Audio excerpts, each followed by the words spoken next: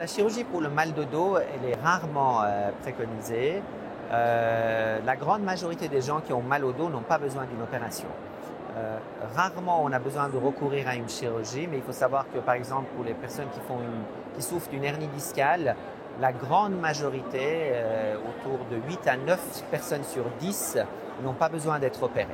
Et le traitement conservateur suffit à lui-même.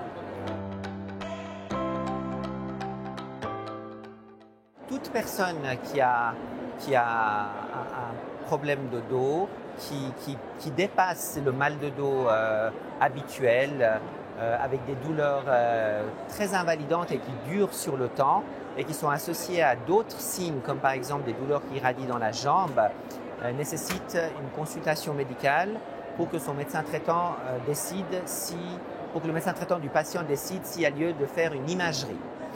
De nos jours, l'imagerie qui est utilisée le plus souvent est une résonance magnétique, une IRM, qui n'est absolument pas nocive, qui ne donne pas de rayons au corps humain comme le CT scanner et qui a une grande sensibilité pour détecter une éventuelle compression de nerfs dans la colonne vertébrale.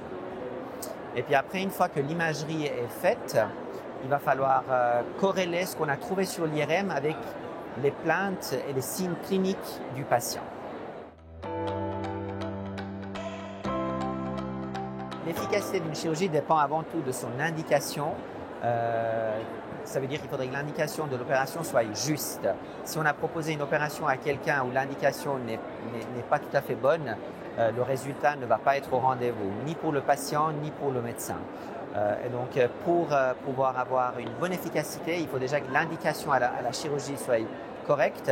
Une fois que l'indication est juste, les nouvelles techniques chirurgicales nous permettent d'être très efficaces avec un soulagement, en règle générale, des douleurs chez le patient.